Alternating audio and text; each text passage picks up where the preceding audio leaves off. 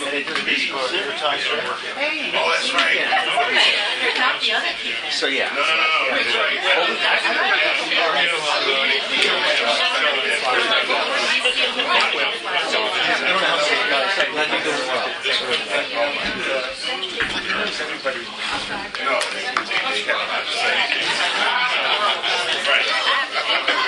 Hey! So your ears must be burning. Right, on April 23rd. Yeah.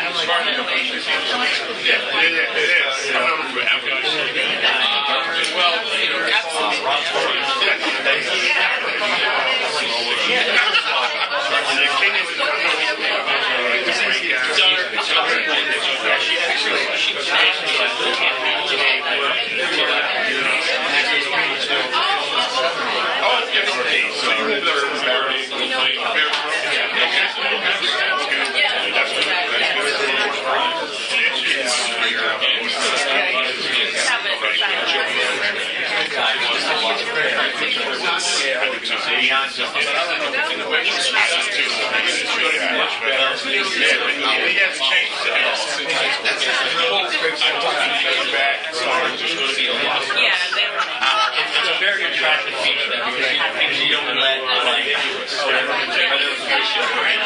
like completely non-involved. It's more about getting it's just good seeing you. All right, ladies and gentlemen, we can get started. So the rate that does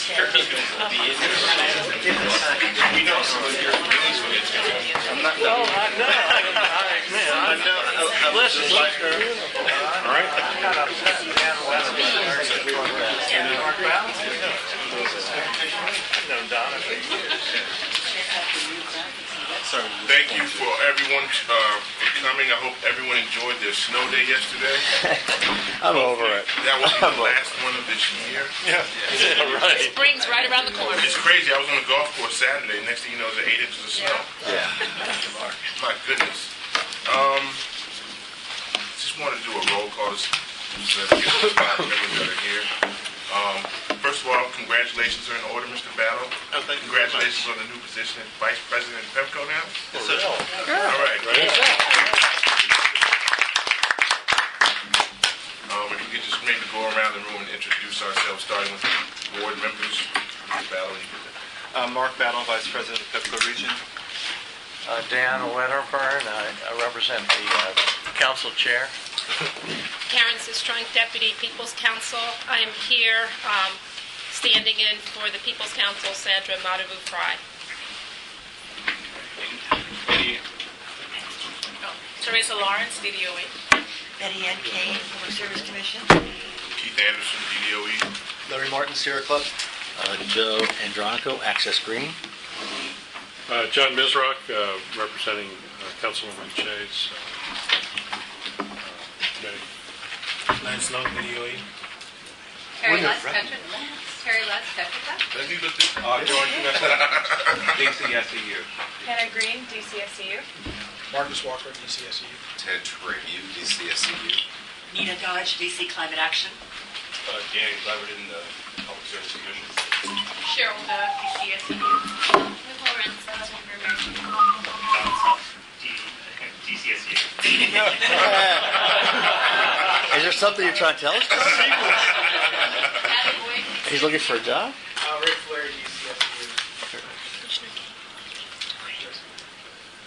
Samara Boyd, DCSEU. Lenore Hall, DDOE. Corey Marshall, DDOE. Keisha Lockwood, DDOE. John Andrew, Marshall Joe Balkin, DDOE. Trevor Anderson, Inter, DDOE. Chelsea, DDOE. Okay, thank you. At this time, I would look to approve the agenda for today. I'll give the board members a few minutes to look it over. In the meantime, we have a sign-in sheet going around. Please, I'd ask that you sign in.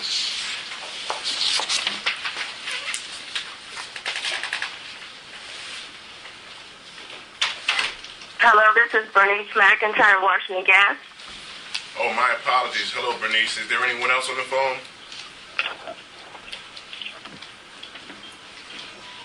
Thank you, Bernice.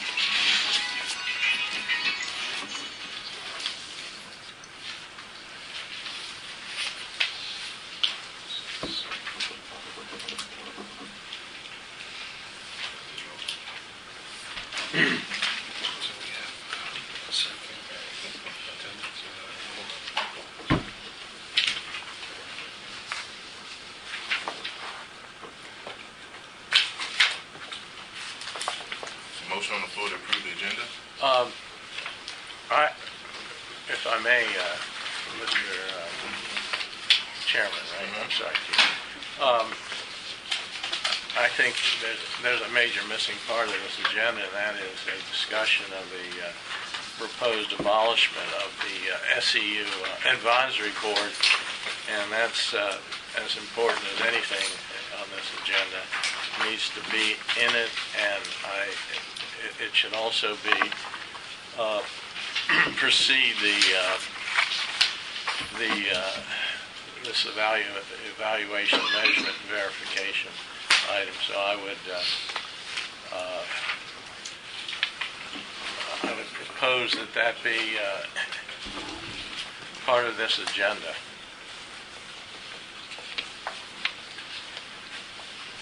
In fact, I had sent an email to you, Keith, and a couple of others requesting this last week and never heard back. Is there anyone who would like to move that we add that to the agenda? That was a motion? Yes, a motion.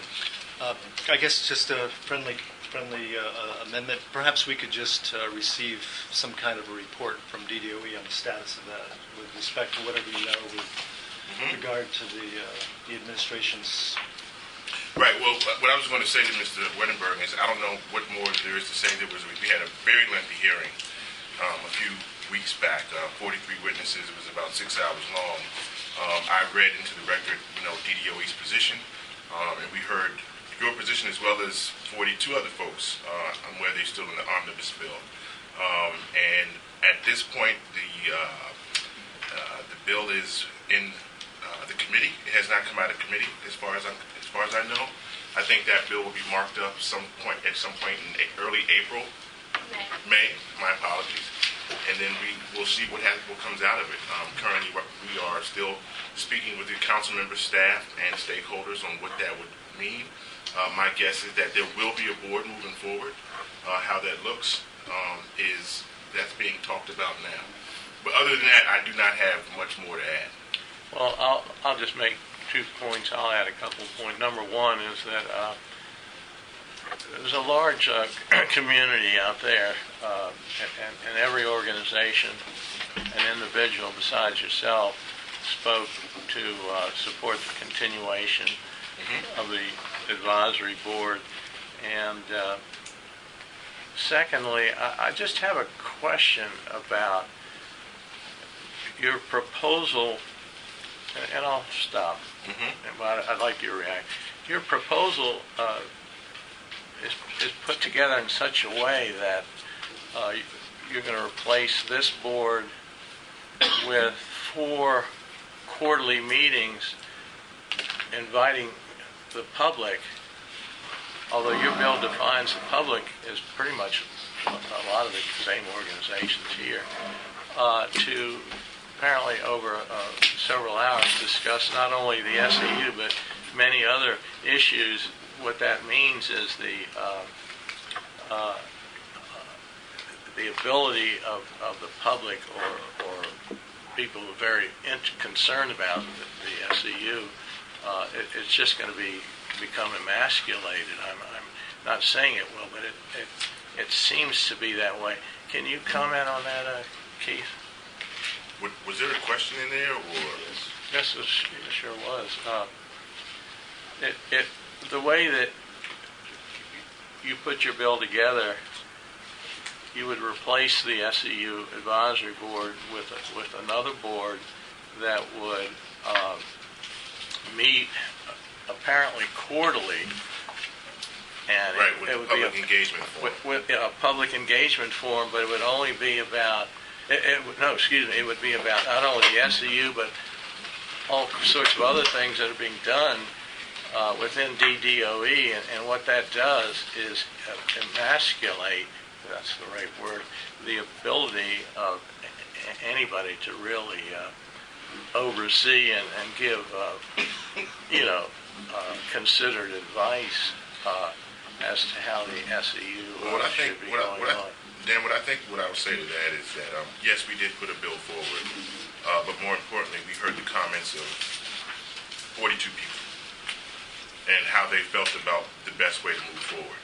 And so we have taken that into, consideration. We're not taking this lightly. So what was important to me about that day were the comments that were made from folks such as yourself, as well as the other witnesses who commented on that bill moving forward. And that was my takeaway from that hearing, which, obviously made DDOE take one step back and look at the whole picture from the comments that were received. And that's what we're doing.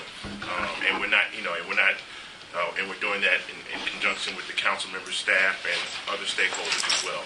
And so we hope that moving forward, we will be able to put something together that is agreeable for everyone, and that is in the best interest for the SEU and the District of Columbia.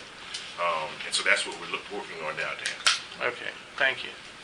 Point out, too, that the minutes have a fairly lengthy discussion Right. of that, the minutes from last meeting where the issue was discussed. So is there any more, I'm sorry, Chairman Kane, is there any more on that topic? Okay. So let's move on. There was a motion on the floor to adopt the agenda. I'll second it. Okay. Then there's Josh. Give the board members a few minutes to review the minutes from October 29th, 2013.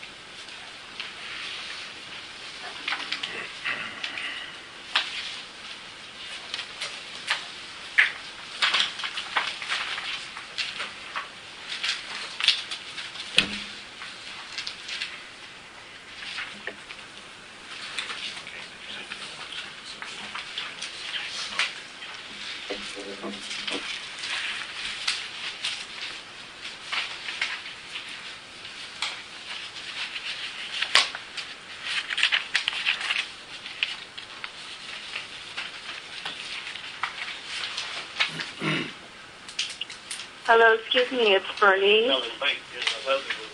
Hello? Yes, Bernice, we can hear you. I just wanted to ask if someone could come down and split me up. I'm sorry I'm late. Okay. Thank you. Can you get Bernice from the fifth floor? Bernice from the fifth floor. Thank you.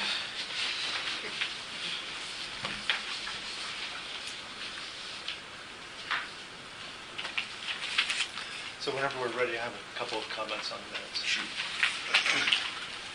On page 6, just these are editing comments primarily. Third paragraph up from the bottom begins with Mr. Martin said that the site versus source issue was flagged. We removed the next word, I think, which is this. I just think that's an editing problem. The next sentence begins, Dr. Locke informed the Miss Adams. I think we want to delete the there. And I would also like to just say that this is an issue that we had suggested should be taken up at the next meeting, which would be this meeting. I didn't catch that in time to suggest it go on the agenda, but this is certainly an issue that the board has spent a lot of time thinking about, how to deal with site versus source, electricity versus gas, performance measures, and we know that there's a problem with that. I would like for us to, at some point, perhaps spend some time on this issue or get a report on it or something of that nature. Anyway, so those are just a couple of details. Larry, if we have time, you may perhaps can address that during the new matters. That'd be great if that's possible. Okay, again, that depends on the time. Right.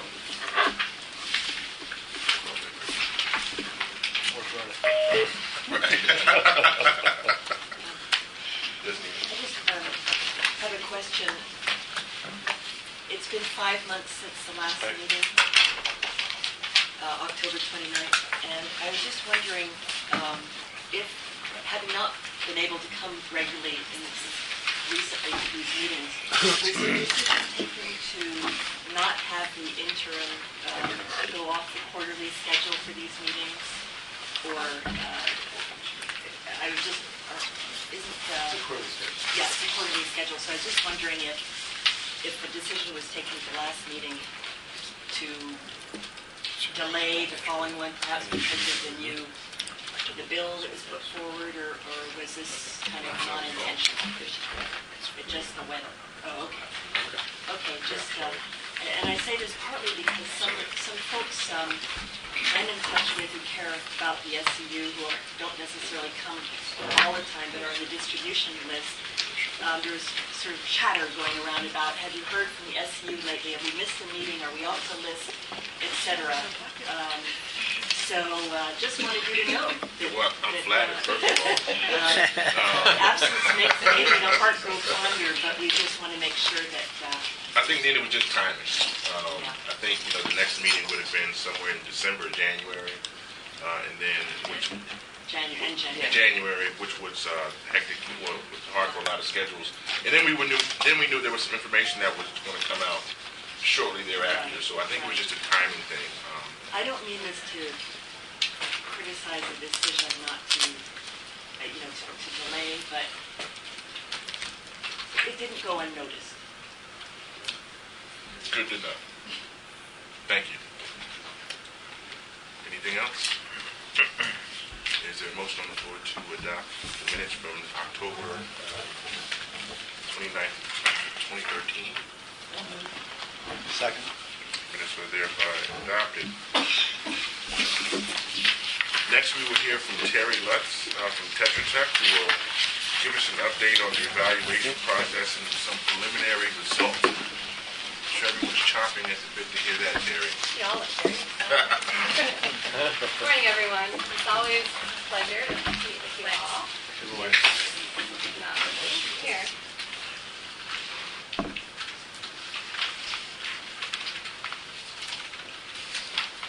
That is here.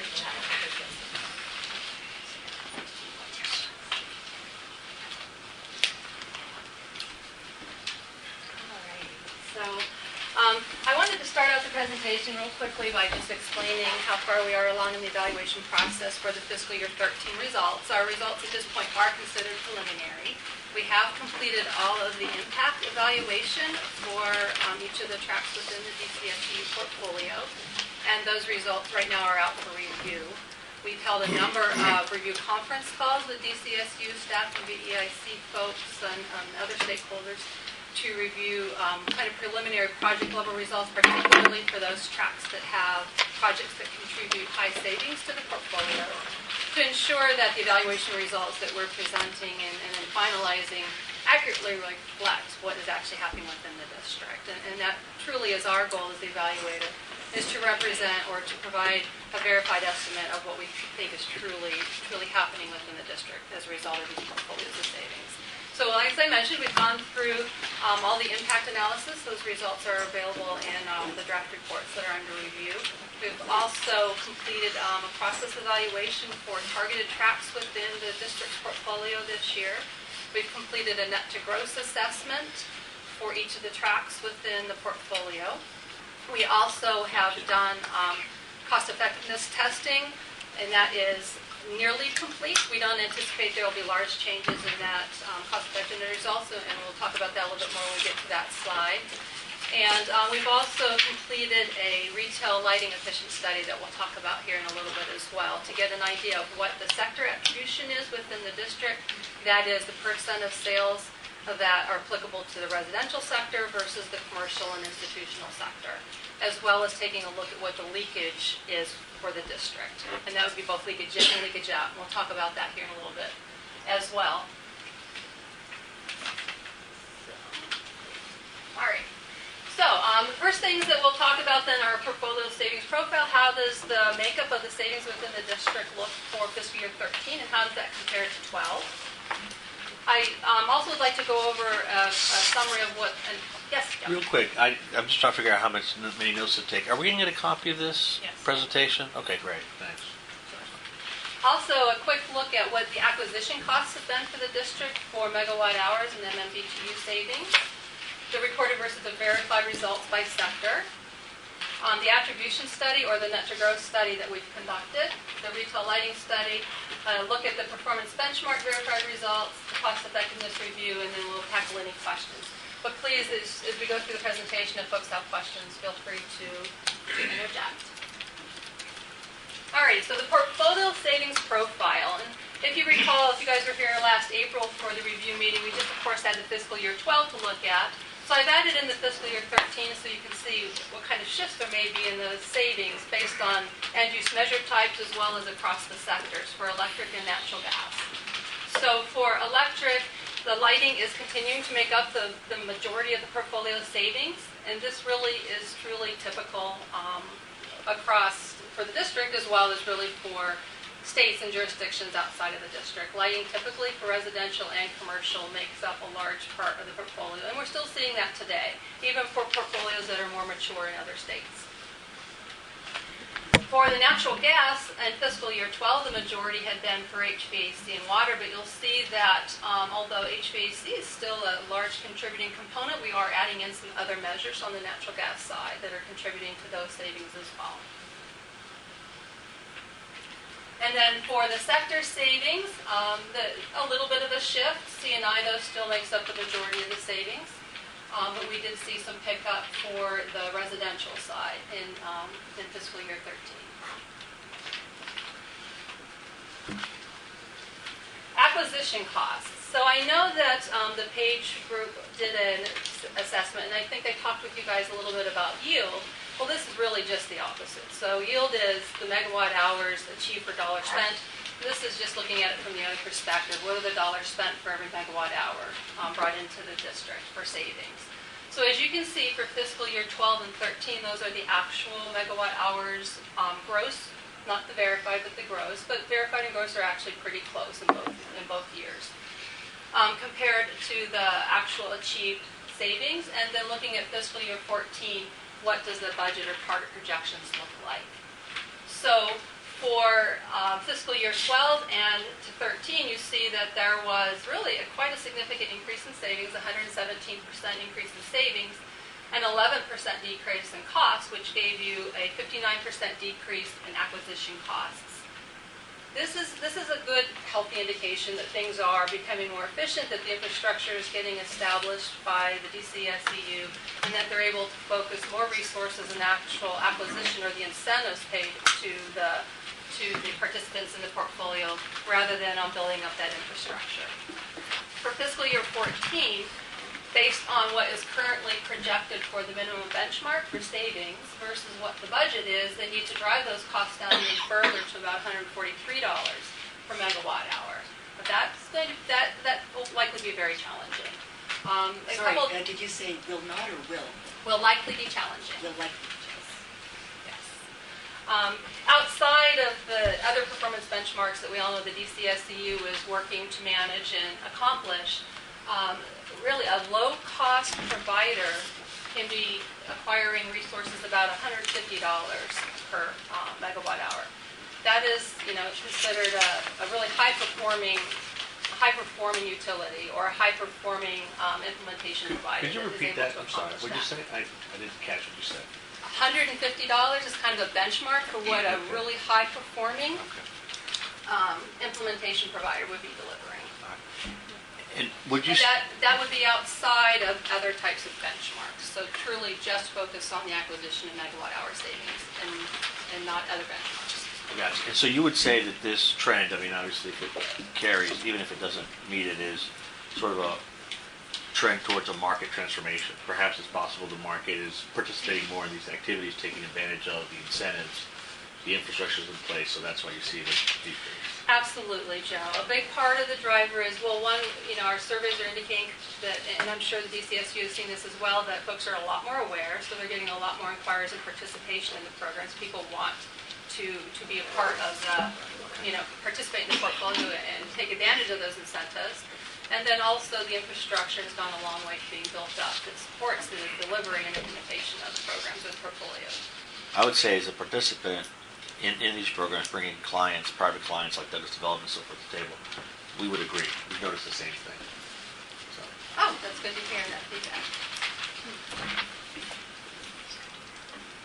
So any other questions on this slide? If not, we'll move on to the MMBTU acquisition costs. Okay, so a similar story for the gas savings.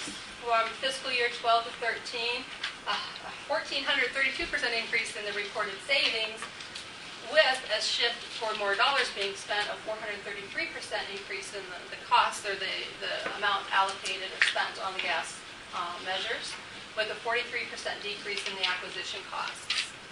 And how many measures are you talking about when you're looking at gas?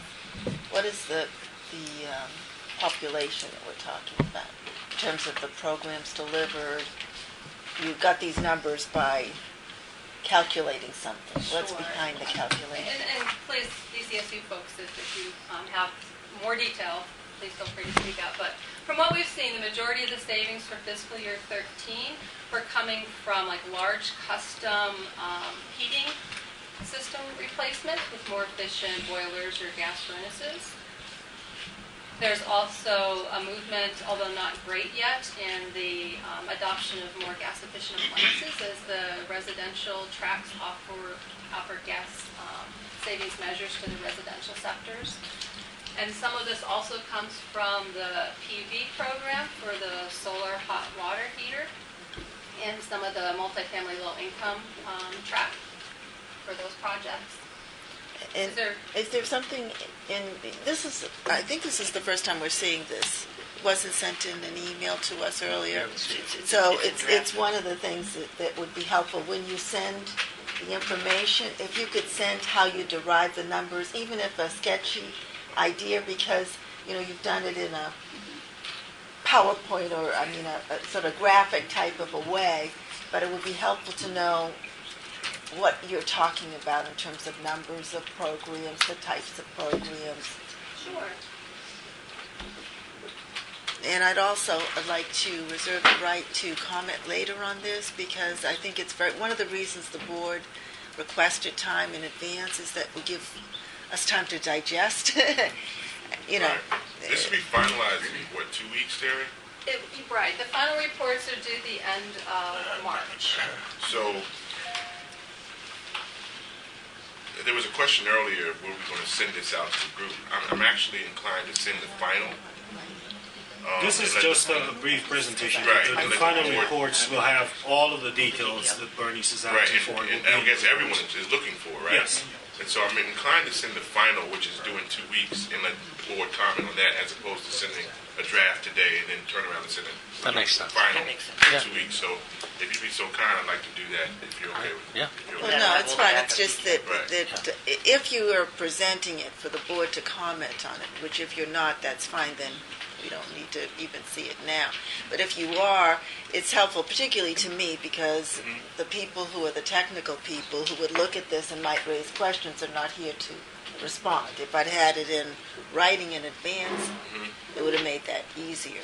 Fair enough. Okay. So I just think it's helpful, traditionally, to just give us the report a little early, especially if you want feedback. If you don't, then obviously you don't need it in advance. We want your advice and feedback, but I think it'd be better suited for the final report. Just a clarification, large multifamily residential apartment buildings, whether they're owned or commercial rental, they're counted as residential in these analyses, Well, or are they counted as commercial? It depends, I think, on where the measures are actually being installed. So, for example, if it's a limited income targeted application, that would be included in the residential sector or the low-income sector when we look at that breakout. But if you have a large rental apartment building, and it has its whole HVAC system, That would be commercial. that would be commercial. Okay, Yeah, but then if there's individual units within that that would be the adopt on their own, that would be under the residential. Can I just take a quick look back at the electric real quick? Just a quick look, since we're not getting this. Okay, thank you. I'm sorry? That was it. I just needed to. Oh, you just wanted to, I want to write down a number. you got it? Yep, I got it. Thank you. Alrighty, so then back to the MMBTUs. So driving down the acquisition cost from 12 to 147 down to 51, and then you can look at what the current allocation is for the gas programs and what their targets are, that costs would need to be driven down further, $14, which would be a 72% increase. So again, a pretty challenging task. What's the equivalent benchmark for that? This one is more difficult to benchmark. I did look at a number of utilities, or states rather, across, I think there are 38 in my population, and it ran the gamut from like 67 cents to almost $500. So there wasn't Yeah, pretty really broad. a good benchmark for the gas. Gotcha. All right. Thank you. Any other questions on this slide? All right, so the 13 portfolio verified results, and again, this is preliminary, so I summed them up with the residential, the low multifamily, commercial, institutional renewables, and did the total portfolio and with a comparison for fiscal year 12 portfolio.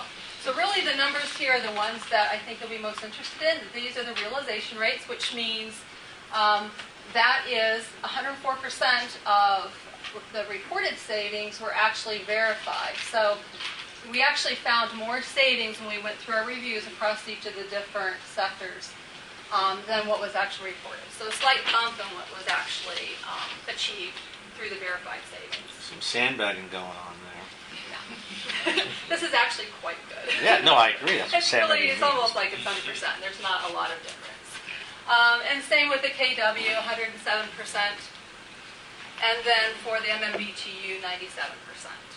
So really, these are very comparable with other jurisdictions. For example, when I looked at the Pennsylvania PA Act 129 utilities, when they were into year 3 of their delivery of their programs, their realization rate at the statewide level was 96%, and they do electric only, so for KWH. So really, these are quite comparable and actually quite good. And then you can, just as a quick reference, you can take a look to see where the fiscal year 12 portfolio numbers came in.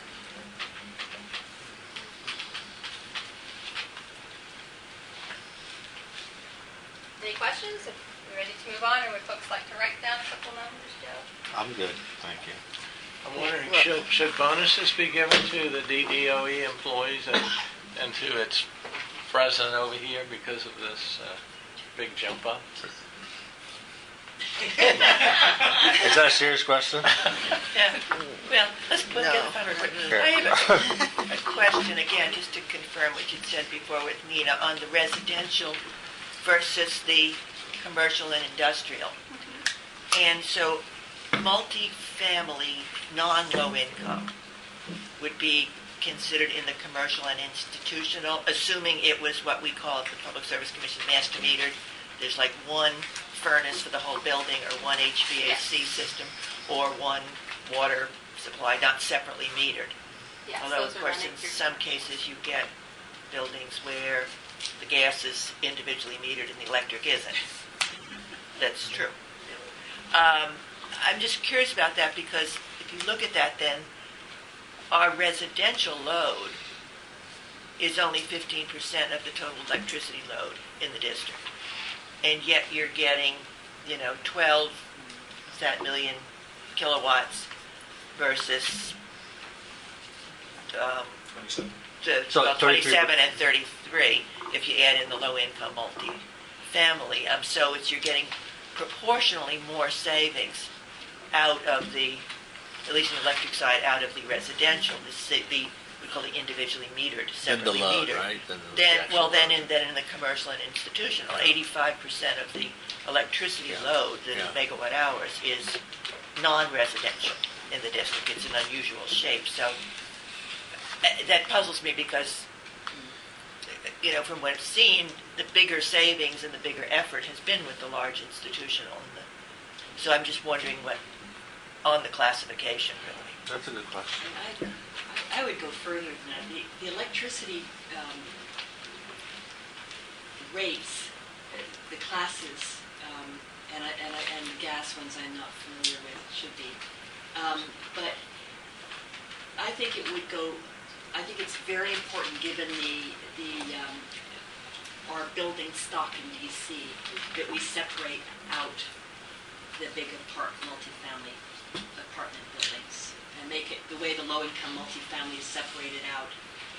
Whether or not we lump it into residential or just have it separate. The Watergate, these huge electricity and gas consumers. And we do separate them out for rate purposes. I'm familiar. I'm now familiar. Very I won't say anymore, so it's an issue. But it also ties to other things that are going on in the city with efficiency. So I think it might. I don't know how you propose this. I'm not even on the advisory board, but I think somebody very involved with these issues in different ways, as many of us are. I think that would clarify things a lot. I think part of this goes back to the way the DCSU program offerings have been designed. Most of these sectors are really made up on the program offerings that are out there.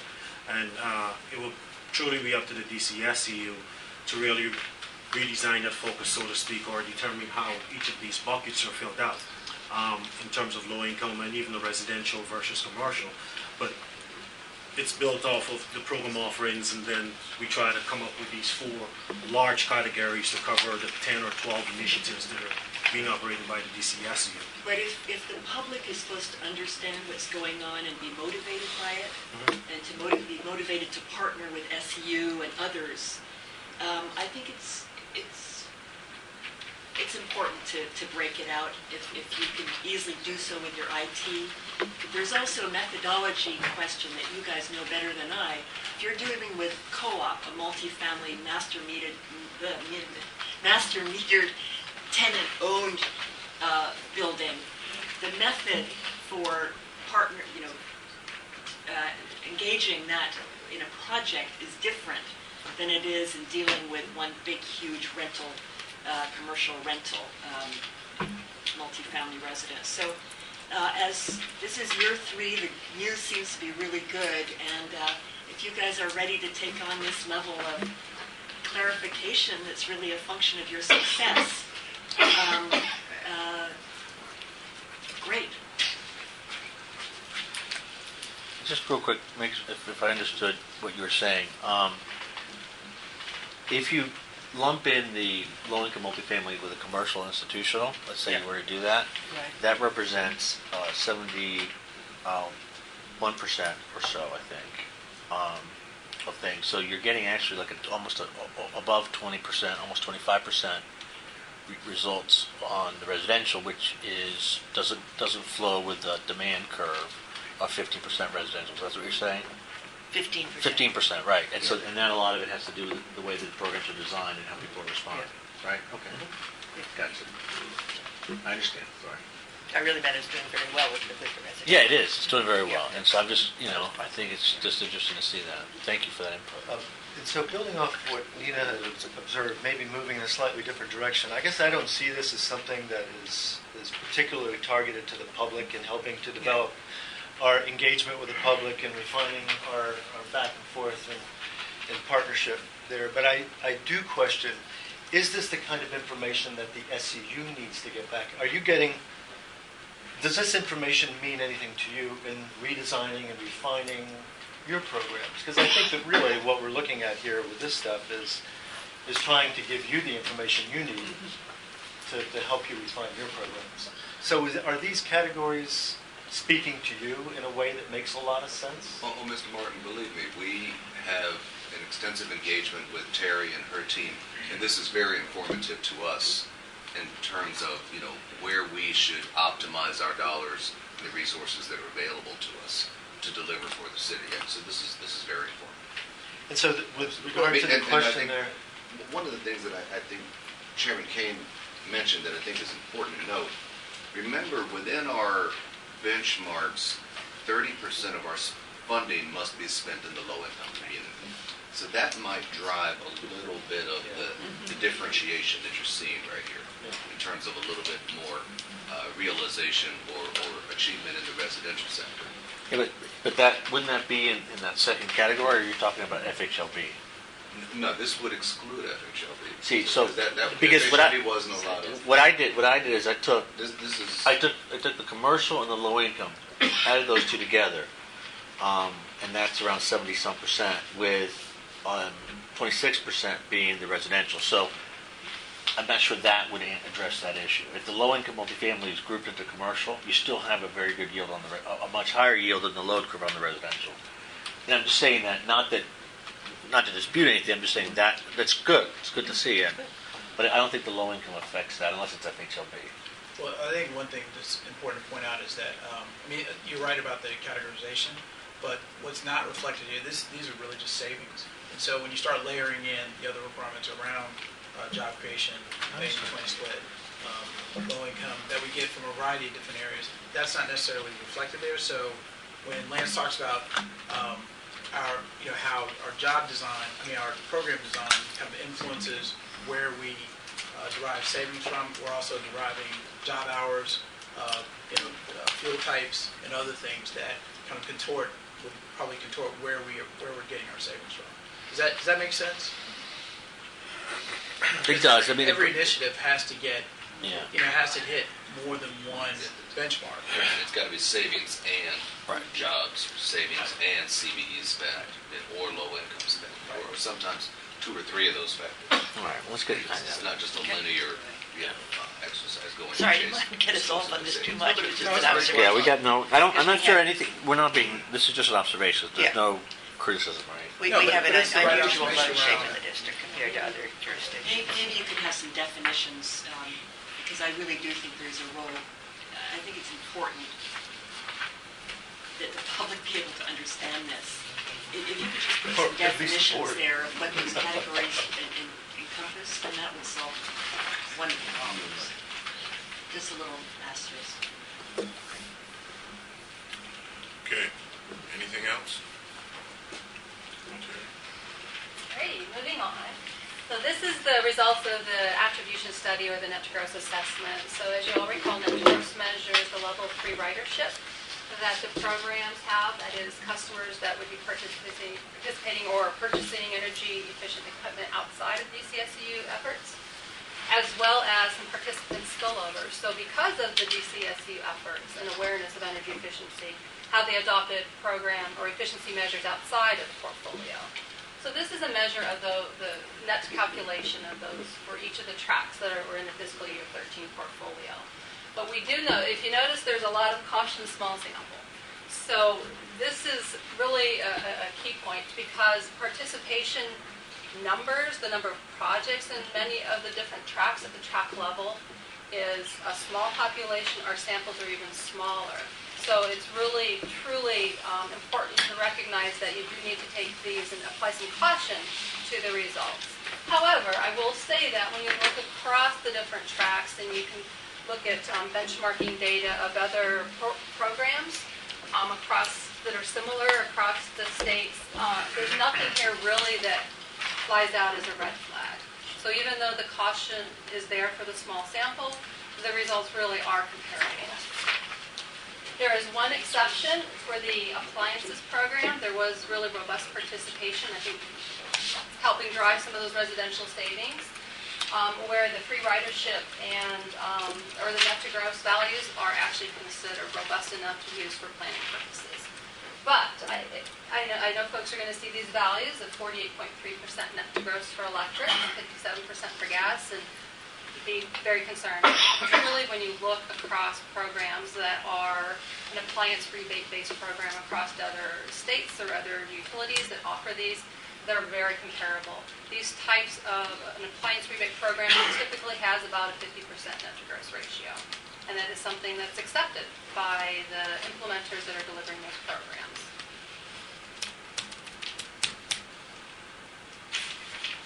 I'll also point out that the lighting program, the 7710 Light, which is the upstream retail lighting program, it also has about a 50% net to gross ratio, although again, the sample was small, that still is quite comparable to other studies. So midstream lighting programs, especially CFL-based, where the volume is from the CFL replacements, pre-ridership is, again, typically in about that 50% range. So again, nothing to be concerned about. It's just something that the other utilities and implementers have accepted.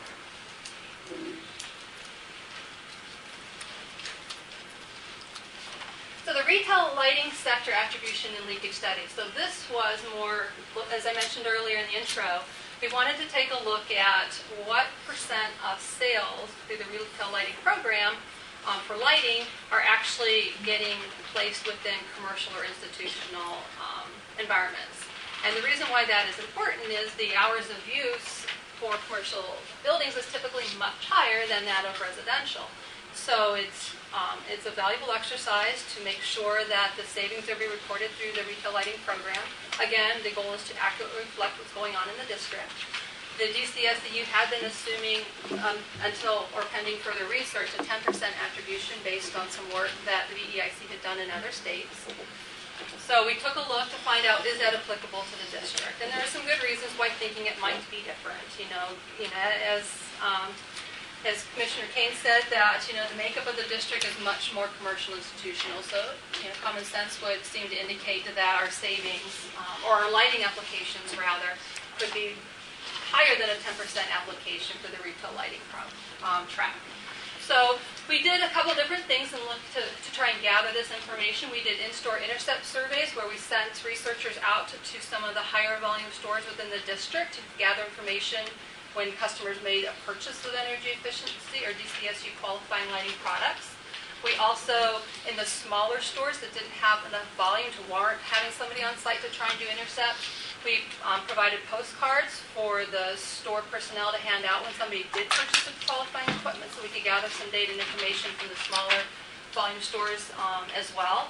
And then we did follow-up phone surveys for the folks that provided us their information either through the in-store intercepts or through the phone or through the postcards, so that we could try and get an idea of what they had reported either on the postcard or in-store intercepts aligned with what actually happened, several months. Well, in this case, 3 to 4 months later. We did find out that through the phone surveys that, people pretty much did what they had told us on those phone surveys. They'd installed the number that they said in the locations that they had indicated they would go. So based on all of that analysis and research and data gathering, as I said, 14% of sales we found within the district are ending up within commercial environments. So we would recommend as the evaluator that the DCSEU adopt a 14% attribution to the commercial sector rather than the 10%, so 4% increase. Now we also took a look at leakage. So leakage can occur both ways. You can have people in the district buying bulbs and taking outside, which again, this is a high commuter, area, so that's perfectly reasonable to expect that bulbs would be purchased on lunch breaks, taken out of the district and installed outside. But there's also reasonable to think it could go the other way, that people will purchase bulbs in, for example, Maryland and bring them back into the district. So we tried to look at both of those from both of those perspectives. To get the leakage into the district can be a pretty expensive proposition. You have to purchase non-participant lists or call lists from outside of the district, and then really do high call volume to get enough response that would be considered a robust study. So what we did rather is take a look at how we could get indications of leakage in. So what we did when we did our phone surveys for other residential tracks outside of the lighting track, we tagged on some questions to find out if customers were purchasing efficient lighting outside of the district and then bringing them into the district for installation. So we got an indication of what that might look like for leakage in. And when we looked at the data for leakage out and leakage in, about 15% are leaking out, and that's based on our in-store intercept surveys and our postcard follow-up phones. But then we also found that of the customers that had purchased lighting outside the district, about half of those were bringing them into the district. So again, it's just an indicator. It's not really enough data points to quantify it, but I think it's a reasonable assessment for us at this point in time, pending more extensive research, to just make the assumption that the net leakage in and leakage out is a 1-to-1 ratio. So what's going out, the equal amount is coming back in.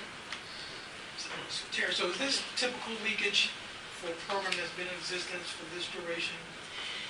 For the district, I don't know that it's necessarily typical comparison, but I will say that many jurisdictions assume the 1-to-1. For example, in Pennsylvania, the whole state participates. They're assuming equal leakage across the boundaries within Pennsylvania. So no district no utility is considering that they're getting more or less from their neighboring utilities. For Maryland, I believe they're still assuming a 1-to-1 leakage in that state as well. So it's typical for states to assume that it's a 1-to-1 both ways, when there are neighboring states that are also participating in energy efficiency programming.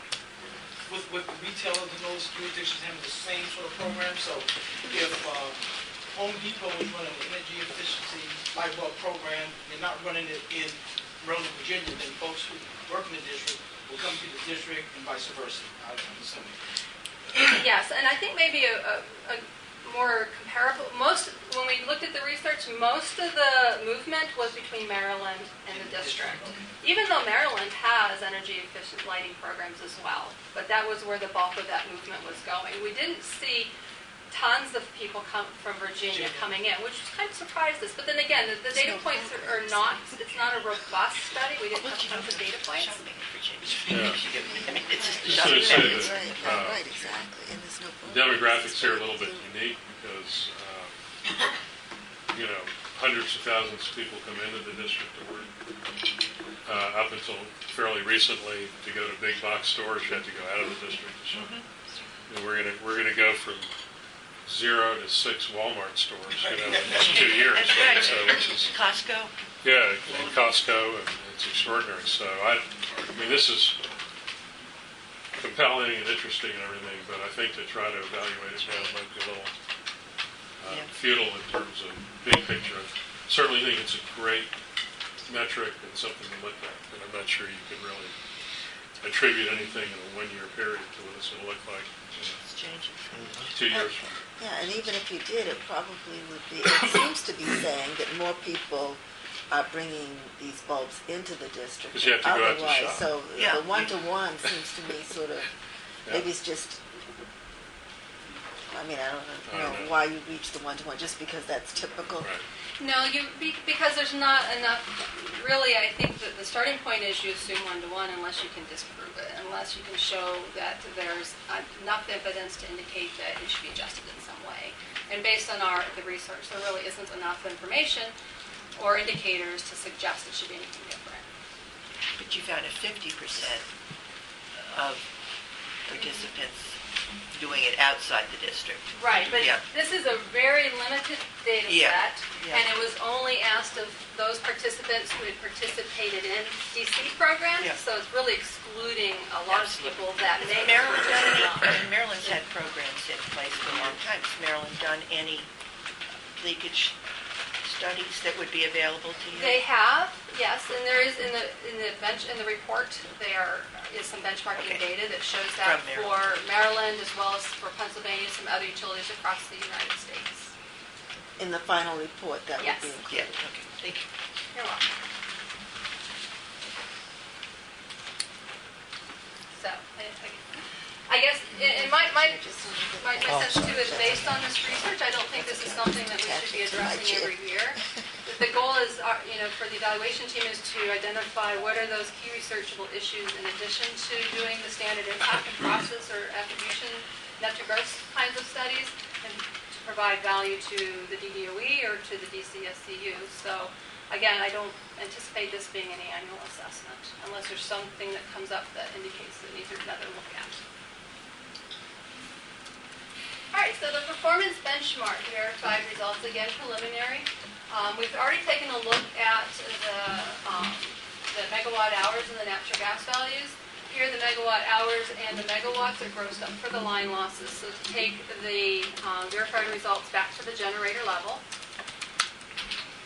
And as you can see, the minimum benchmark for what was verified, it wasn't achieved. So about a little better than half of the benchmark was achieved in fiscal year 13 based on the verified results. The per capita energy consumption for natural gas, again, not achieved. The increase for the renewable energy generating capacity, the goal there, or the performance benchmark, is a 10% cost reduction per MMBTU from what was done in fiscal year 12. The reported is 80%. We are not yet done with that evaluation, so that will be wrapped up, of course, by the end of the month, so that you guys will have that information. The reduced growth in peak demand, again, that was achieved as it was in fiscal year 12. The improve the energy efficiency in low-income housing. This one, again, the evaluation is still in progress, so we'll get that to you as soon as we get that completed, certainly by the end of March. And then reducing the growth in the energy demand of the largest users. That benchmark has not yet been established, so not applicable. And then the green-collar jobs, the DOE is verifying that result, and there's really no need for the evaluators to double do that effort and create more costs. So I'm just trying to think about these benchmarks. Now there's a whole separate discussion about them. But if I were to look at that acquisition cost sheet that you showed us, and sort of, let's say the SEU ends up near its target, this coming year of 143 for electric. What that's telling me is that based on comparable benchmarks, it's a cost-effective way. Is that correct? A cost-effective way of reducing electricity? I mean, can I look at it that way? I'm just trying to understand it. Oh, for sure. In fact, that would be a very cost-effective way. Right now, the portfolio, based on, we'll get to that slide here in a second, but the cost-effectiveness results of the portfolio level is still cost-effective. You're coming to that, even given the current, right? Because I know that we set these, these benchmarks were set a while ago. I'm just trying to get from the business side, I understand sort of the dollars and cents things, the cost of acquisition and so forth. So I'm just trying to understand if it's it's clear that they're achieving some results that being verified. Is it a cost-effective way of doing it? Whether these are the right or wrong benchmarks, or they're the right numbers, I'm not trying to get into that. I know that's a whole separate discussion. I'm just trying to understand the cost-effectiveness of the programs that are being put in place. So. All right, thank you. Okay. Any other questions on this slide before I move on? All right, so there you go, Joe. The cost-effectiveness assessment, again, preliminary. Right now, this is the reflection of the GDS is our partner firm that is completing the cost-effectiveness review for the DCSU portfolio. And their first step is to model the costs and benefits through their models separate of the DEIC or DCSU model to ensure that the models are comparable, and then two, that the inputs and outputs are understood. So in the first pass, the overall result, as you can see, is quite close at 5.13 and 5.14. Could you tell me what I'm looking at, though? What are these numbers? Oh, sure. So this would be based on the societal cost test. Okay. The results of the benefits divided by the costs. So anything greater than 1 would be considered cost-effective according to that societal test. So all of when you look down through the DCSU model, they're reported at the track level. Each of the tracks is cost-effective except for the Federal Home Loan Bank. That is go ahead. Yeah, I mean, part of it, I like the fact that it's greater than 1 societal benefit, but also if you could comment on how this compares to other jurisdictions that you've seen as what their effectiveness is as well. Yeah, and that Joe, that's a very difficult and complex question or response. And the reason for that is the societal cost test has many different inputs that go into it. And those inputs can vary from jurisdiction to jurisdiction, and the values assigned to those inputs can vary from jurisdiction to jurisdiction. What you decide goes into that societal cost test is typically a negotiation with an implementer and the policy setters on what is acceptable within that cost test.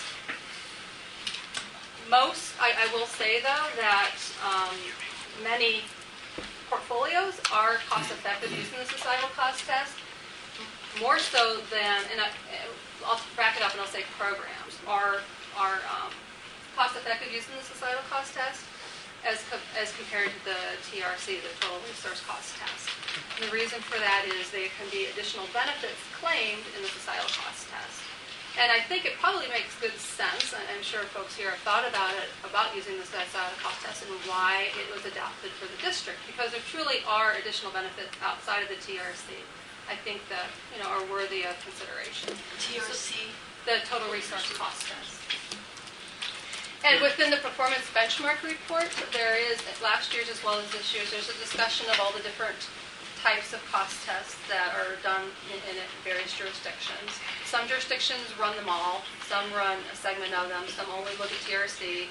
And at this point in time, there's truly, I don't think, that I can think of at this point in time, any true TRC tests. A lot of even the TRC tests are beginning to include some of the societal cost benefits within their equation as well. It's becoming, I don't know that there's a real standard at this point in time. But so truly, it really depends on what does the district value and what do they want to see considered as benefits, what is important to them. The cost side can be pretty clear. So Terry, explain again how we end up with differences between these two calculations. Are they using the same data, the same metrics? Is everything the same? They're using the same data, but the models are different. So the EIC has their cost-effective model that the DCSEU is adopting and using for assessment. And really the DCSEU is they're more concerned about the bottom line, that the whole portfolio of offerings is cost-effective. But this shows us as the evaluators, if we ran the test that came out here, we don't know if we're close by accident or if we're close on purpose. Right. So we run at each of the track levels and then try and reconcile when we have those large differences. So where they're right on, we're thinking, okay, we've got the costs and benefits defined fairly closely. There's going to be some differences in the model just because of the way that the EIC might categorize their costs or their benefits compared to the way the GDS model tackles them. So we would expect some difference. We just wouldn't expect there to be significant differences. So where the solar hot water is coming out with a great difference, right now we're in discussions to try and understand what those differences might be. Is it an error in the modeling, either for the DCSEU or on GDS's part, or is it just how different costs or benefits are being characterized within that model? So that's the step they're at right now, is just kind of going down through and reconciling those differences, making corrections if there's corrections that need to be made, or identifying why there's differences and accepting them is the reason. So one wouldn't want to conclude that one model is better than the other model necessarily, but one model would be a check against the other model to help you think through logically what are the factors that you're looking at, are they the right factors? If you're getting really big disparities between the run of the different models, it would suggest that one model maybe is missing something. So is that kind of the way you use this information, to kind of as a check to think through the way that you're analyzing your data? Yes, no, that's exactly right. All right. That's exactly right. Terry? Yes? Terry, the cost effectiveness is extraordinary here. I come from an economics background, and when I see stuff like this, it's really kind of amazing. I don't know if I'm ignorant or missing something here, but one, did you say that this is comparable to other states? And second, would you just cite a couple of examples of why there's such high cost effectiveness in a couple of these areas? Ladies and gentlemen, I just want to say we have 5 more minutes on this topic because we have 2 presentations to go through. We're running short on time. I'm sorry. Really, cost effectiveness could be a whole meeting in and of itself. And at some point, I think if you really want to dive into that, we'd be more than willing to come down and talk with you. But real quick, in a nutshell, the different cost effectiveness can really depend on the design of the program. So how much admin and overhead costs are there versus how much costs are being put into, to the capturing the benefits. Truly, like a CIRX, a rebate-based program, there isn't nearly as much admin because it's all really on the customer. They're out there, they're finding their equipment, they're finding the contractor, they're doing a lot of the work on themselves to get the equipment installed. And then sending in a rebate that gets processed. So there's lower administrative costs in some of the programs than others, so that will definitely drive your cost effectiveness between the tracks. At the portfolio level, some of the big drivers are the externalities that get added in on the benefit side. So what are the environmental externalities that are being used in the benefit side? What are the other externalities that might be included within the societal test for this that are driving these results? And within that performance benchmark report in section or chapter 8 or section 8 of that report, there's a lot more detailed description of what those factors are. In addition to running this test, we also took a look at the key assumptions. So what are those key inputs going into the model and how reasonable they are? Within that section, you'll see a discussion of that effort and the results of that assessment and benchmarking effort.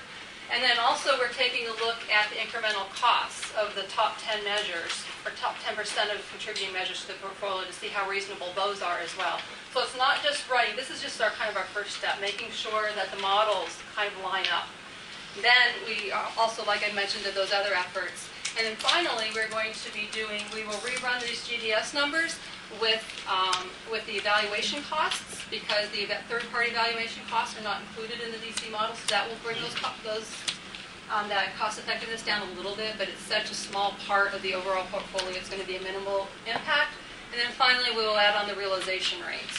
So that will actually drive it up a little bit, because as you saw, at least for electric and for demand, they got a boost Is this a fair statement that without the SEU, say if it didn't exist, these things wouldn't have happened? So that means that one could argue that, my gosh, the SEU should have a heck of a lot more resources because it's of this cost effectiveness. Can you answer that?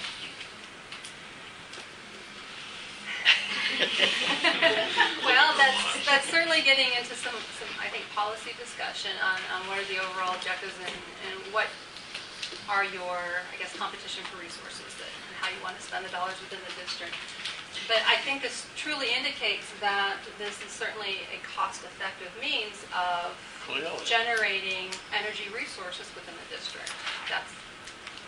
Bottom line is, it's a good tool for helping get those resources. But compared to other states, do you know? That's my last. How does this compare to other states? Do you know? Did you comment on that already? I think you did. Yes, you did. Yeah, it's like I said, the societal cost test isn't necessarily comparable state to state because the adders can be so different. Not even what kind of adder gets included, but also what the size of that adder might be. But many portfolios within other states are cost effective. Commenting on the level of effectiveness, I don't think is a valuable comparison. Unless you would take other states and rerun it with the same kind of adders and things. But I don't know that there's a lot of value in that exercise. One quick thing. You mentioned that you were adding the third-party evaluation cost for the cost effectiveness. Mm-hmm. Is that going to also include all the other costs, like the page report costs and DOE's costs to oversee this program, to see the cost effectiveness of this? Because that also, I think, would play into whether these dollars are being administered, efficiently. I don't think necessarily adding in the DOE cost would be a fair cost to put in the equation, because DOE cost is not part of the contract, so to speak. The evaluation dollars is part of the contract dollars that is spent to operate the SEU. So that's why we need to put that piece into the equation. Part of the SETF is dedicated to your overhead costs. Right. Well, certainly we're not evaluating the entire SETF, because if that were the case, we probably need to throw in the audit costs and a number of other things that we put into the equation. So since this is an evaluation of DCSEU, we can't put those costs over into the Wait, I have a question. DCSEU side of the equation. There's a Sustainable Energy Trust Fund. Which is customer money. Right, it's customer money. But that, I thought that all went to the SEU. It goes elsewhere too? Well, DDOE receive a portion of that for admin costs, and there's also some dollars set aside for doing the independent financial audit. Okay. Yeah, I mean, I would just think that any use of the SETF dollars need to be included in a cost-effective study. Because those are dollars being spent to generate these results. Whether it's audit or not, it's in place. Meetings are being held. Dollars are being spent. I don't want to parse stuff here. This is customer money, and it needs to be. We need to see how it's being spent. Including DDOE costs that come Included, in. yeah. I mean, to me, it's this is when you say sort of fighting for resources, this is customer money. It's not Pepco's On money. the It's not other Washington hand- Gas money. They collect it, but this is customer money. Yeah. But Joe, in terms of evaluating the SEU, those dollars that are under the control of DDOE I understand. that don't go to the SEU, it wouldn't be fair to evaluate the SEU I itself, think- but in terms of evaluating SETF Yeah. total. Yeah. I see what you're saying. I'd like to see the cost to oversee Shouldn't this be hard to program. do. Yeah. No, Yeah. I mean it would be. Those I additional mean we costs. should be Calculation. transparent about it. So, I'd like to make that request if we could see the costs associated with from the SETF that do not go to the SEU. I mean, that would be an easy calculation, wouldn't it? Basically, you're just adding another chunk of change. Yeah, but I agree So with. it's going to make a small difference conceivably, but we're not talking about an egregious. But I also request, I don't agree think. that the SU should not be evaluated on that because Right. they're not managing that money. No, right, But I right. think as far as ratepayers and advising on SETF funds, it would be good to That'd be see. interesting to see. Yeah. Not hard to do. It's all public information anyway, so that shouldn't be a problem. Yeah. All right. Anything else, Terry? No, that's the last one, so I think we try and tackle questions. All right. I'm going to ask that we hold questions to the end. I have 2 presentations and we have 30 minutes to do it. Okay. And so I'm going to ask Mr. Treview if he would present now on, give us the quarterly update on the SEU.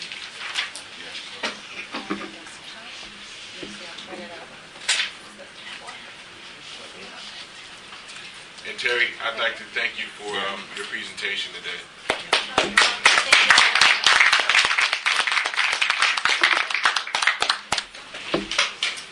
Good morning, everyone. I'm Ted Freyview with the DC Sustainable Energy Utility, and it's always a privilege and a pleasure to come before you to talk about not so much what we did in 13, we'll talk about that a little bit, but we're really looking forward to FY14 and beyond. And so we want to talk about that as well. Some of these slides I might skip over a little bit for the sake, A, of time, and for the B, Terry has probably given you much more granular information than I can give you on some of these results. So please don't mind me if I skip over a slide or two. We looked at the higher energy savings from FY12 to FY13, both for natural gas and electricity. We completed about 140 commercial and institutional projects, installing over 300,000 measures over the course of the year. So it was a very, very robust, very active year for us. Our administrative costs have come down over FY12. We had 400 district residents that we could count. The number is really much higher than this, but we had 400 district residents working on projects that were sponsored by the DC Sustainable Energy Utility. And we spent about $4.6 million with certified business enterprises here in the District of Columbia. So we're always looking towards that CDs and very, very active with the CBE community. Our recognition, not only amongst residents, but particularly with earned media, has grown just by leaps and bounds from where we were at FY11. I remember Mr. Wedderburn coming into a meeting and saying that he had run into Sherry Doggett one day and she hadn't heard about us, and why hasn't anybody heard about us? 40 earned media mentions so far this year, the Post, the Express, Channel 4 News. Our website traffic has just, improved over 100% since we launched a new website that is very, very helpful for our residents here to learn about energy savings opportunities here in the city. And our social media engagement has more than doubled in the last year. Finally, this kind of thing that's down here low, I know you might be able to not be able to see it, but we're very proud of it. We worked with there was a schools challenge here in the District of Columbia to mentor several schools to help them engage in greater energy savings. We mentored Langley Elementary School and Anacostia High School. Langley Elementary School won the overall competition with 30% energy savings. I want to thank Hannah and some of the engineers, John on the team, and Patty, who really, really worked hard.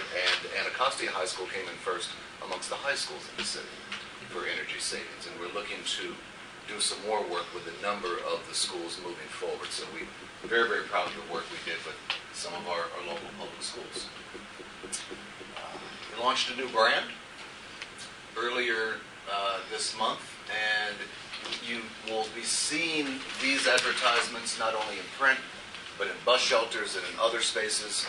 We don't have a lot of marketing money, and so we're working with a lot of the spaces of the city to find where maybe they don't have someone contracted to go into a certain space for a certain amount of time. There's a term for this where you're basically looking for excess space, and we're trying to take advantage of opportunities like that to promote our programs. We're doing a lot more advertising. We'll be doing a lot more advertising this year. And Metro has agreed to do some public service announcements. I want to thank the District Department of the Environment for helping us make that application to Metro to do that public service. And that was something we had to do jointly with the District Department of the Environment. I want to thank you guys at DDOE for helping us with that. Finally, I told the chairman I would keep this relatively brief. Just like the daffodils are out here sitting under 7 inches of snow but waiting for spring, we're very excited about the arrival of spring as well. And so we are going to have our first power lunch, which is going to be a lunch that will have the District Department of the Environment, Metro, the District Department of Transportation, and Capital Riverfront, and Zipcar. Metro is going to bring some of its new alternative fuel buses, and Zipcar is going to bring some of its new vehicles to this event. It's going to be a large event at what we call the fairgrounds. They're right on the front side of National Stadium. We will have some great giveaways during this gathering at lunchtime on Friday, April 25th. We invite all of you to come over there and join us.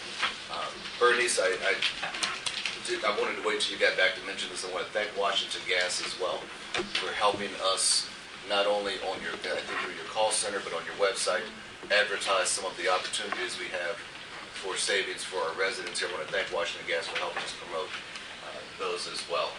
But we look forward to this big power lunch on April 25th. And on next Monday, we've invited several people. I hope many of you can join us as well. We will be celebrating our 3rd birthday. So we're going to have a little lunch over in the office and celebrate our 3rd anniversary here in the District of Columbia. But thank you very much for your continued support. Thank you for helping us move this organization this far, this quickly. It has been a Herculean lift, but this advisory board, a number of the great people on the DCSEU staff, and people here at the District Department of the Environment working with us on a daily, on a weekly basis, really are helping us get to that level of maturity that I know all of you want to see. So again, thank you very, very much. And Mr. Chairman, if there are questions, I'm more than happy to No questions here. entertain them. Like I said, our March 24th is our 3rd anniversary, so thank you. If there's anything, like I said, that you specifically want to talk about, Nina? Yeah, you've been a startup for these years, and congratulations. I think we should clap for your birthday.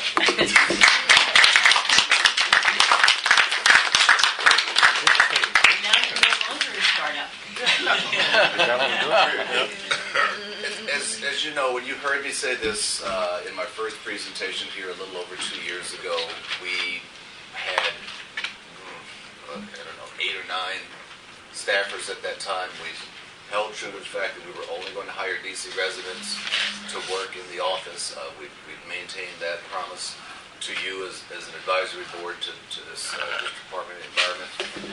We are pretty much rounded out on our staffing now, and that's what drives the programs. You can't drive these programs without having the good staff behind them, and so we have the staff in place now. We're not out there, we might have a vacancy or two, but basically staff is in place, the programs are in place. It's not like when we started up back in FY11 and it was kind of like just go and get some programs up. We have those programs now that are of a more durable nature, more market-based programs, getting buy-in from the customers. We have the important part is we have a customer waiting list in a number of the programs, be that commercial or residential, and that's really, really important to the delivery of the program. So we came here, of course, course, we had no customer base. And so now, looking in the rearview mirror after 3 years and seeing customers lined up to participate in the programs, we didn't have established relationships with retailers in the District of Columbia where we could promote the efficient products. Now we have our products with retailers here in the city. Those are relationships that you have to go out and establish. It's very, very important to do that. You just can't sell CFLs and LEDs on the street corner. So and the Safeways and the Costco's and Giant Foods didn't want to participate with us for the longest time. And we've had this discussion before. But Giant Foods saw what Safeway was doing and the success Safeway was having with it. So Giant Foods moved and adopted the program. I wish we could get into CVS. But that's one of those doors that, we'll continue to knock on to see if we can get into CVS. You're in Walgreens. So is this the end of the presentation? Or just Why would CVS not be interested? CVS is based out of Woonsocket, Rhode Island.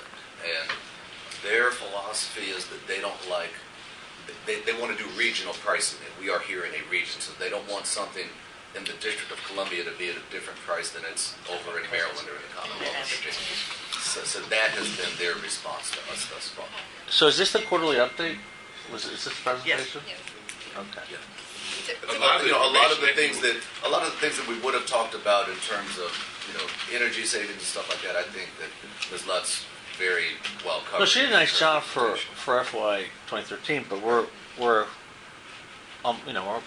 halfway almost through the fiscal year, this FY14 year, and sort of an update on that, on where we are, because it's like a quarterly update. Tells me what you do the first quarter, how did you compare versus benchmark, how did you do the second quarter, how do you compare against those benchmarks, what programs do you have in place to make sure you maximize results. I mean, this is all good, and by the way, I believe that the Tetra Tech presentation and what DDOE and the SEU is doing is excellent, but as an advisory board member, it would be helpful. I do read the reports. Right. The last report I got was January. So it's just from an advisor, just as advisor to be responsible. It's just good to be kept apprised. If I were to make two comments about FY14 that I think are important to the advisory board, one was that October, with the federal government shutdown, was a bit of a stumbling block. I get that. We did have a very, very slow first month and a half or so. And I would say our biggest programmatic change has been in the T12 lighting program, where we're now having customers pay for 30% of the cost of the measures being installed, which is a shift from the way we operated in FY12. Other than that... No, 13 you did 70-30. I'm talking about 14. Oh, and 14 that remains the same. Yeah. All right. I don't really, we don't have it in front of us. Please but I just pardon the interruption. Your conference contains less than 3 participants at this time. If you would like to continue, press star 1 now, or the conference will be terminated. I'll shut up. I've made my point. I think an update, a simple update with a table that says this is where we are, and so forth. Whether we're on, all right, anyway, that's it. I think we can just request that at the next meeting, we get a quarterly report that's in that quarter. In that year. This is the fiscal year 14. But our ability to give any advice or input of any material impact that's going to impact FY 2014 will be lost. Or a lot of it will be. We're halfway through the year, and we don't know how the SEU is performing other than what we see in those reports. We have no ability to do Q&A. I guess we could send the Q&A to email. I recognize that we're all busy, but when I see a quarterly update on an agenda, I think I'm getting a quarterly update. If there are some specific numbers that you want to see, just the table. Just the table. Yeah. Okay. Just the table. I go off the table a lot.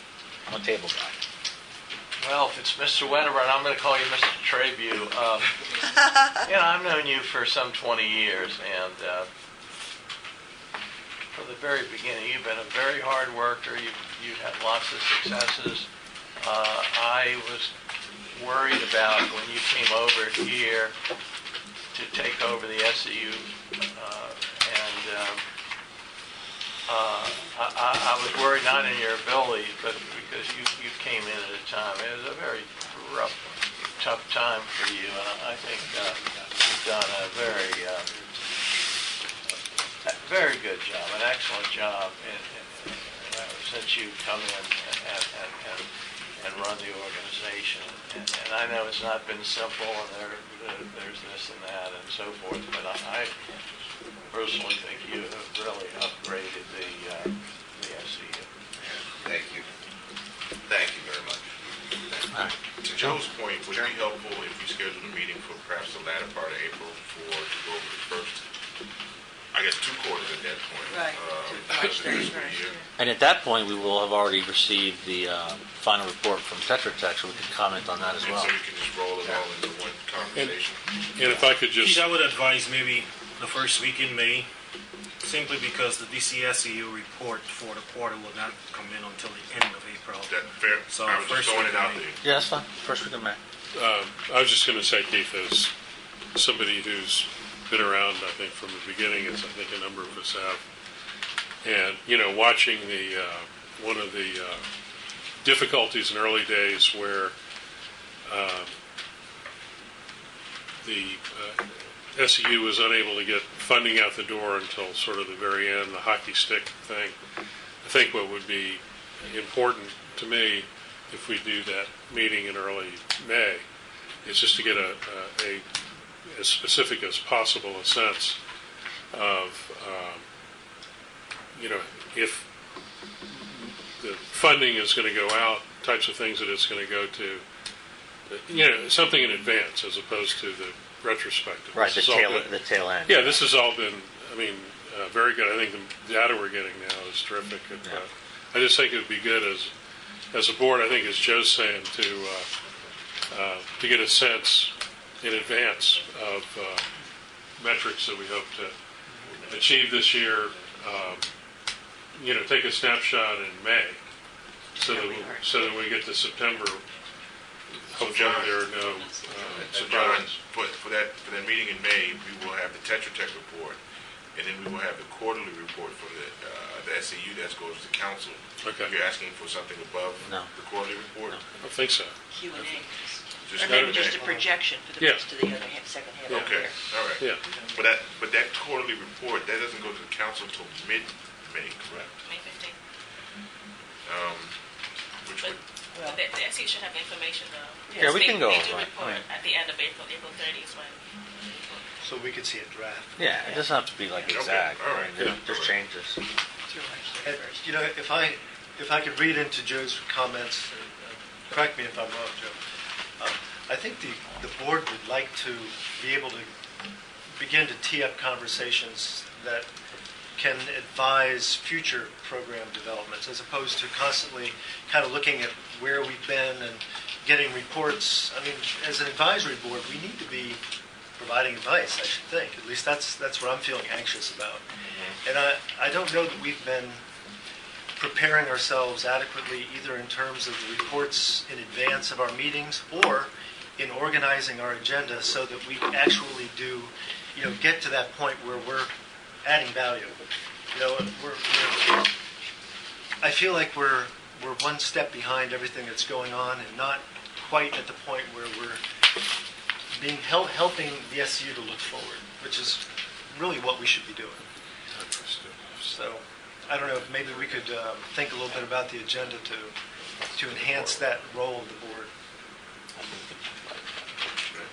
My suggestion. Is there a date in May that you're thinking? I was going to propose Cinco de Mayo. Yeah. She said no. All right. Day of the month. I'm putting it in at Cinco de Mayo, Keith. I am putting it down like that on my little note. But we'd have to do it at We could reconvene. We can do it from 5 to 7. 10 to 12. Oh, it is. All right. Now that we've got that squared away, Larry, I'm going to quickly turn it over to you. Right. So at our last meeting, we did pass a motion to explore a public meeting, to receive more public input on SEU programs, and to look at where there could be perhaps better coordination with the SEU and other initiatives in the district. And And so I wanted to have that on our agenda so we could determine, to what extent we actually do want to push that forward. Speaking on behalf of Sierra Club, there is an interest in doing a larger public meeting around this. I know that OPC has always been active in engaging public comment and dialogue on the SEU. And so I guess the question is this something that we feel like would be of value? Is this something that we could get behind to bring wider discussion and maybe input to our deliberations? Is this something that the board has interest in? We unanimously approved it at the last meeting. Right. So the question is, do we actually want to put our shoulder to the wheel on this? To do it in the second quarter of 2014, which, there's only 2 weeks left, so it could have to be the third quarter. Have to be third quarter at this point. And to focus, receive input on the SEU's programs, and not on general energy programs, which is broader, DOE wants for public input. Although I think that there is the opportunity to think about how the SEU coordinates with other programs, where there might be overlap or where there might be synergy. Yeah, but this was to receive from the community. That's right. Yeah. So I guess, just to put a straw person out there on this, I guess what we're talking about is putting a date on the calendar, working with, whatever outreach mechanisms the Department of Energy can provide, maybe the SEU can provide, our respective organizations, whether it's the utilities or, the Sierra Club, what have you, and to participate and to develop an agenda so that we can help tee up what it is we're asking for the public, so it's not just a free-for-all. So, I think, just to further your point, Larry, the mayor has a green initiative, which I think is quite fascinating and sounds ambitious and very interesting. I don't know enough about it. I think Keith is... I can help you with that. No, I was just going to say, you're in a unique position, I think, because you basically manage, I think, all of these programs under that initiative, of which SEU is just one. So it might be, I certainly personally would be very interested to see if there could be some overview for the community and have our discussion around that. I don't know, Betty. I was going to ask also, you're doing the comprehensive energy plan, and there'll be some, which is broad, the whole city's comprehensive energy plan. I recall there's some plans for public hearings in relation to that. I think the schedule is on the comprehensive energy plan. Yeah, we already did the public engagement piece towards the development plan, but there's a second phase to it where we'll put the plan out for public comment. Yeah. So we'll still get some responses from folks. Hopefully within the next 2 or 3 weeks, we're incorporating comments right now that we received from some district government agencies, and then we'll make it available for the public to comment. But that's much broader. But it does mention things about the SEU in there too. Yes, yes. Yeah, but... A plug for the Environmental Film Festival, which actually I'm tying it to this conversation. I think it's well worth it for those, you know that already, those of you who go, and for those of you who don't, it's not just a depressing exercise in watching the glaciers melt. There are the world many collapse. different Around angles, us. some biological and some more physics-oriented, etc. Included this year are 4 films made about the District of Columbia's sustainability projects. Oh, wonderful. And one of them stars our very own Keith Anderson. Yeah. And he didn't even realize before this morning that he was going to be featured. But I think... Because Denzel turned it down? Is that what it is? I mean, I'm trying to figure this one out here. Denzel is playing Right? Keith. Yeah, right. At any rate. But this might be, and the 4 films are being featured as part of the same kind of sequence, series. It might be, I don't know if the date could be picked for this public forum beforehand in time, and I'm sorry I don't have the Film festival is this Friday, though, correct? It starts this Friday, goes for 2 weeks. Okay. And mean, I don't know if the date were known, you if the could date were known, publicize it. it could be publicized at the film festival. Where is the film festival? It's all over town. All over town. And they've got a very good website. The only problem is it's such an embarrassment of riches that, you just have to go Okay. through What's the website? Environmental Film Festival. I'll get city pass. I'll send it out. Maybe, could we circulate, I don't know if DDOE could circulate this It's kind of cool. That's awesome. information, put it pleasant for yourselves. That would give the DC Environmental Watch my part. Film Festival I'm sure it's fun. info. I mean, But, the city. it profiles Anacostia River work, east of the river NGOs. I mean, it really covers a lot of ground, and it's an opportunity. There's no lack of good things that are being done, through the No, DOE. right. It's really good. I mean, it's really good. Anything else? Well, Larry, did you want Well, I to, guess we need some to decision find out about who's moving interested in working ahead on with a this. community meeting? Set this up as an outside working group, maybe, to make a recommendation. I like John's idea of tying it to another event that's kind of already going on and has some steam and then adding it to it. We have several Sustainable DC events that are taking place in April. Obviously, it's Earth Day is in a few weeks, and there are a lot of events that are taking place, and maybe we could use that opportunity to piggyback on one of those. But we'd be happy to work with you, Larry, or whoever else would like to. Are we forming a committee here? Well, I don't know that we're going to resolve anything here right now. No, I don't think so. So maybe a small committee. Larry, I'll volunteer to work with you. In the Office of the People's Council. So we'll just round the bases and make sure that we get the correct outreach folks on board, and we'll be sure to connect you with our outreach folks. So I too will show that. Okay, all right. Then we'll go from there. Anything else for the good of the order? Sorry, Mr. Chairman, I was remiss. I did not introduce the newest member of our staff who is running our residential program, Cheryl Dove. Please stand up and be recognized. All right. Congratulations, welcome aboard. Thank you. And she has come in running at 120 miles per hour, and we are very, very happy to have her on board. Of course, the district president. She's been living. You were raised here. 7 generations of my family in Washington. I knew you looked familiar. Hardly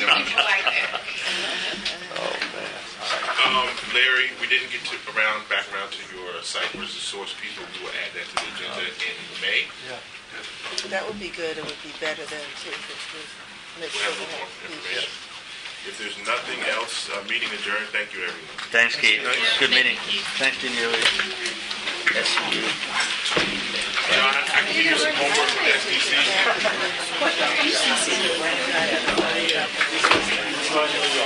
I totally agree. I'm in no rush. You could even be later in the show. Do just to check off something that we want to be added. There's some things